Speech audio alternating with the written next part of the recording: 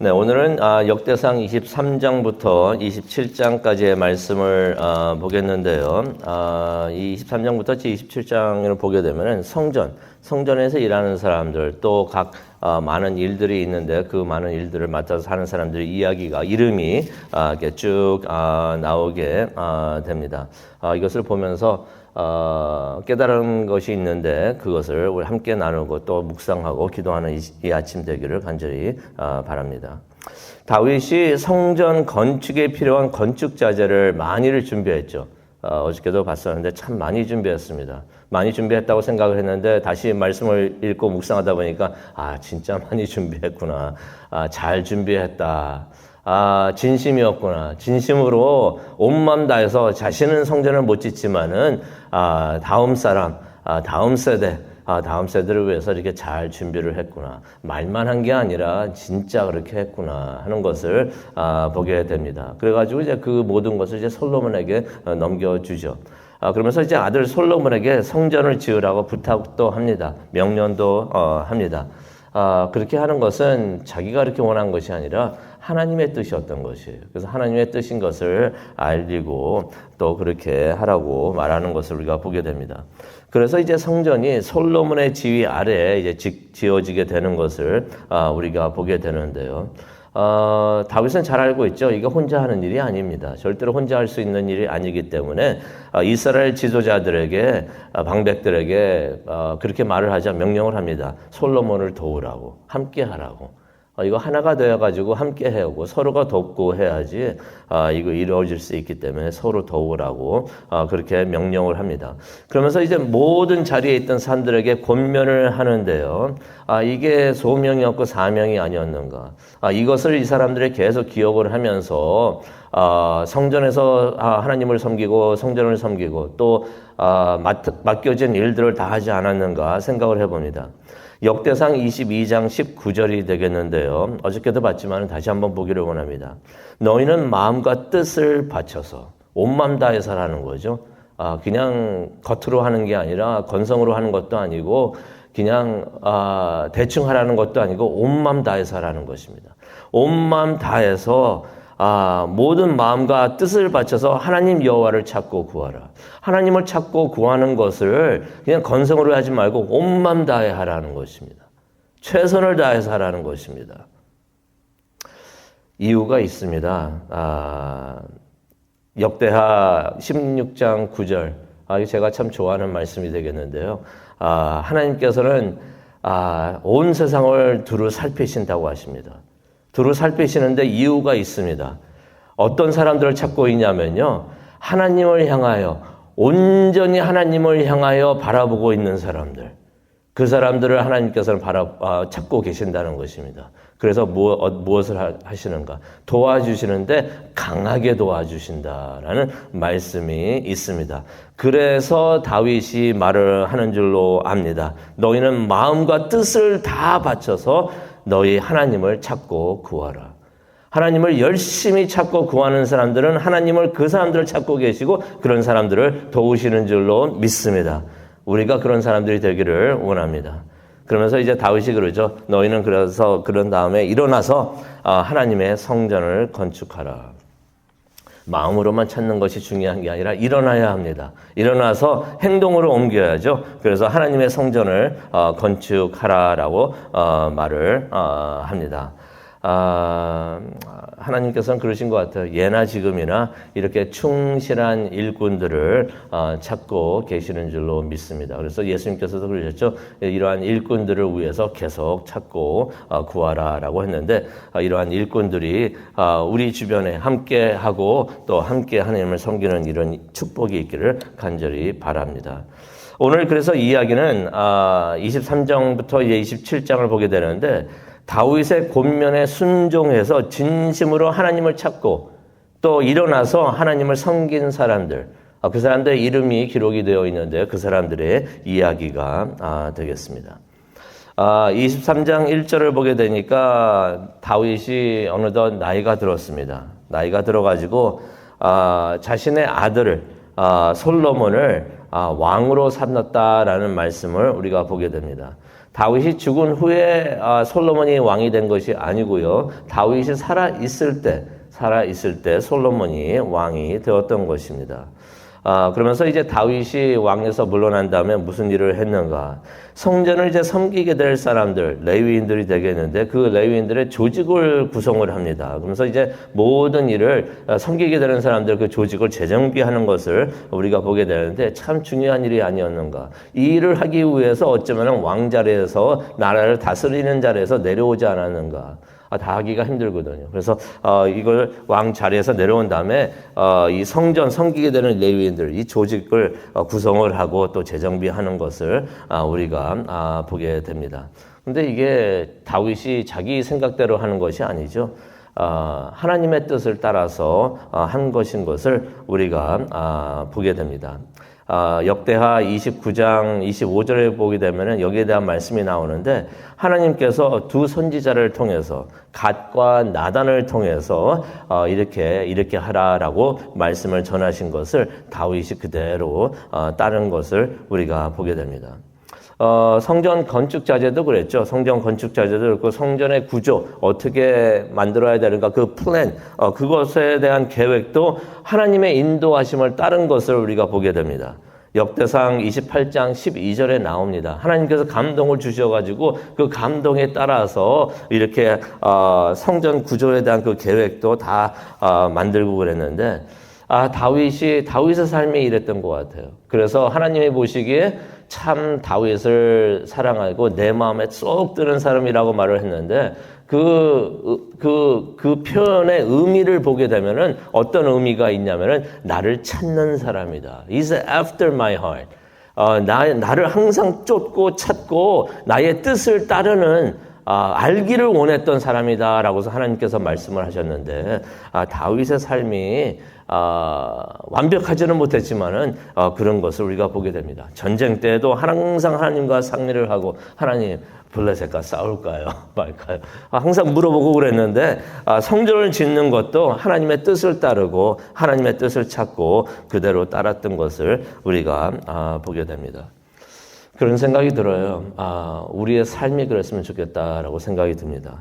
우리가 모든 일을 하나님과 상의하면서 그래서 아침에 이렇게 일어나서 아침에 새벽에 또 기도하면서 예배하면서 기도하는 시간을 갖는 것 이게 참 중요한 게 하나님께 이거 해 주십시오라고서 그게 기도하고 간구하는 것도 중요하지만은 하나님의 뜻을 찾는 것도 참 중요해요.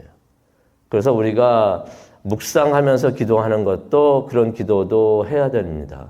하나님한테 계속 말을 해달라고 말만 계속 하다 보면 하나님이 주시는 말씀을 못 들을 수가 있어요.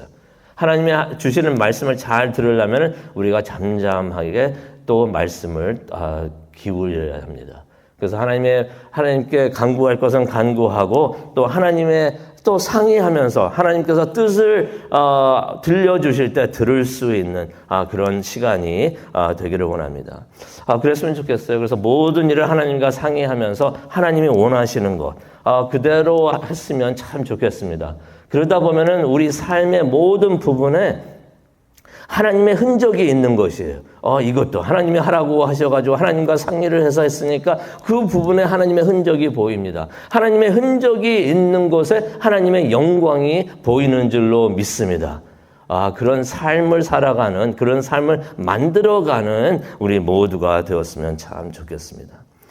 그래가지고 이제 다윗이 하나님의 뜻에 따라서 또 감동을 주셔서 한 것이 이제 3절 이후로 이제 나오는데요. 다윗이 30세 이상의 레위 사람들을 세우게 됩니다. 이 사람들을 세워가지고 이제 사용을 하게 되는데요. 일꾼으로 사용하게 되는데 30세 이상의 레위 사람들이 다 몇 명인가 세 보니까 총 3만 8천 명이었다라는 말씀이 3절에 나옵니다. 그 중에서 이제 2만 4천 명은 성전의 일을 하도록 일을 맡깁니다. 4절에 나오죠. 또 4절에 보니까 그 중에서 6천 명은 관리와 재판관의 일을 맡겼다라는 말씀이 나옵니다. 또 그 중에 4천 명은 문지기였어요. 문지기라는 것은 성전과 곳간을 지키는 사람들을 의미를 하는데요. 여러 사람들의 이름이 나오지만은 26장 4절과 8절을 보게 되면은 오벳 에돔의 후손들이 나옵니다. 이 오벳 에돔 기억하시죠? 하나님의 궤가 성막에 들어오기 전에 그 하나님의 궤를 지키고 있었던 사람이에요.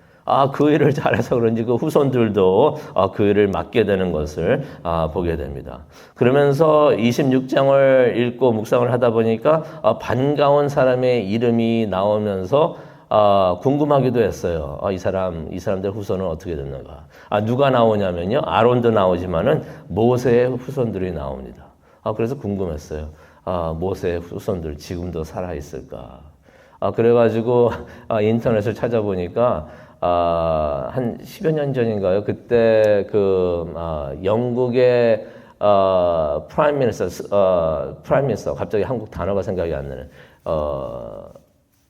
뭐죠? 대통령은 아니고 프라임 미니스터. 그 했던 사람, 그 사람이 모세의 후손이라고 그렇게 알려져 있다고 하는 기사를 봤습니다. 참 반가워요. 모세 그렇게 애굽으로 이스라엘 백성들을 데리고 나와가지고 그렇게 나오고 그랬는데 그 후손들도 이렇게 살아 있어가지고 이름이 기록이 되는 것을 보면서 참 반가웠습니다. 그러면서 이제 4,000명은 찬양을 담당하는 사람들이 나옵니다. 이 사람들이 5절을 보게 되면요, 5절을 보게 되면 이게 참 이것도 이랬구나 하는 생각이 드는데, 이 다윗이 음악을 참 좋아했잖아요. 찬양하는 걸 참 좋아했는데, 이 사람들에게 4,000명이나 되는 사람들에게 악기를 다윗이 만들어줬다라는 내용이 5절에 나옵니다. 특별히 다윗이 직접 악기를 만들어가지고 이 사람들이 줘가지고 이 사람들이 그 찬양을 할 수 있도록 도왔다라는 말씀이 5절에 나옵니다. 다윗이 음악을 좋아하고 찬양을 참 좋아해서 노래도 만들었는데 그 노래를 우리는 시편으로 알고 있는데 이 사람이 다윗이 악기도 만들었구나. 악기를 만들어 가지고 찬양하는 사람들을 도와줬구나 하는 것을 우리가 보게 됩니다. 또 4절을 보게 되니까 몇 명이죠? 3만 8천 명 중에서 또 6,000명은 관리와 재판을 맡깁니다. 그 일을 맡깁니다. 이게 참 중요한 게요. 모든 사람들이 성전 안에서만 일을 했던 것이 아니에요. 땅이 넓습니다. 그리고 다 12지파가 다 흩어져서 살고 있잖아요. 그 멀리 사는 사람들이 예루살렘까지 와가지고, 하나님을 예배하고 또 재판을 받고 무슨 그런 일을 하려고 하면 너무나 힘들어요. 너무나 이게 현실적으로 너무나 힘든 거예요. 그래서 어떻게 하게 했었습니까? 하나님께서 그 레위인들을 다 곳곳에 이제 흩어지게 하셨죠. 그래서 여기서 그 일을 하게 하는 것을 또 우리가 다시 한번 보게 됩니다.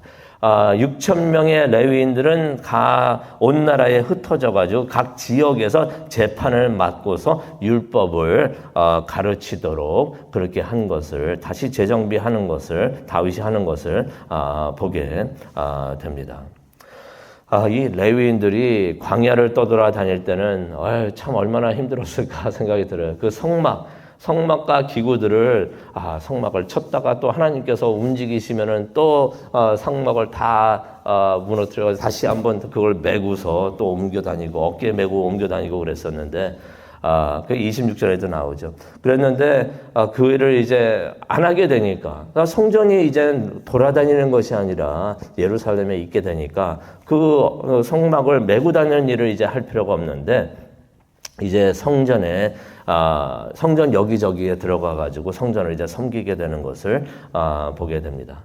그러면서 이제 많은 사람들이 각자 맡은 곳에서 성전과 하나님을 섬기게 되는 것을 우리가 보게 되는데요. 제사장들의 이야기가 24장 1절부터 19절에 나옵니다. 또 레위인들, 제사장들을 제외한 레위인들을 말하는데요. 24장 20절부터 31절이 나옵니다. 또 찬송을 맡은 사람들에 대한 이야기가 25장에 나옵니다. 또 성전 문지기들, 잠시 23장에 나왔지만 이 사람들이 누구였는가? 성전 문지기들에 대한 이야기가 26장 11절부터 19절에 나옵니다. 또 회개를 담당했던 사람들의 26장 20절부터 28절 나오고요. 또 군인들이 나옵니다. 27장 1절부터 15절에 나옵니다. 또 관원들이 나오는데요. 이 사람들의 이름들이 27장 16절부터 34절에 나오는 것입니다. 그런 생각이 들었어요. 이렇게 많은 사람들이 여러 일을 체계적으로 맡아가지고 이게 참 중요하구나. 그냥 아무나 그냥 하고 싶은 거 하십시오 해서 하는 게 아니라 체계적으로 정비를 하고 일을 맡겨가지고 이렇게 충성스럽게 일을 하니까 모든 일이 순조롭게 돌아가는구나. 이래서 성전과 나라의 질서가 잡히는구나 하는 것을 보게 됩니다. 그러니 다윗이 왕에서 물러났지만은 그 물러난 다음에 했던 일이 얼마나 중요했는가 다시 한번 깨닫게 됩니다. 그러면서 생각을 해봅니다. 우리 교회에서도 여러 섬김이 필요한 곳들이 너무나 많은데 이 모든 일들이 그냥 이루어지는 법은 없습니다. 그냥 교회 와봤더니 그냥 잘 돌아가고 있네. 그냥 돌아가는 법은 절대로 없습니다. 만약에 어떤 사역이, 어떤 섬김이 순조롭고 질서 있게 잘 운영되고 있다면은 어느 누군가는 말없이 그 자리에서 충성스럽게 그 일을 하고 있기 때문이라는 것입니다. 그래서 오늘 이 아침 우리가 기도를 하면서 우리 모두도 각자 충성스럽게 섬길 수 있는 곳과 역할을 찾아서 우리가 섬기기를 원합니다. 나도 섬겨서 하나님의 교회가 순조롭고 질서 있게 잘 움직일 수 있도록 순조롭게 잘 돌아갈 수 있도록 그렇게 하는 것이 참 은혜스럽고 하나님 보시기에 기쁜 일이 아닌가 생각을 해봅니다. 그러면서 에베소서 2장 21절 말씀이 생각이 났습니다. 우리 모두가 서로 연결이 되어서 각자 떨어져 가지고 그냥 그렇게 있는 것이 아니라 다 연결됐다고 합니다. 다 연결돼 가지고 하나가 되어서 주 안에서 함께 성장하면서 거룩한 성전을 이루는 것. 이것이 하나님이 원하시는 일이고 하나님의 계획이 아닌가 그렇게 생각을 합니다. 우리가 그렇게 성전을 이루고 교회를 세우고 있을 때 성령 하나님께서 그 안에 거하시면서 크게 역사해 주실 줄로 믿습니다. 말씀을 마치기 전에 한마디 하고 제가 마치겠는데요. 이것을 보면서 다윗에 대해서 다시 한번 생각을 하게 되었습니다.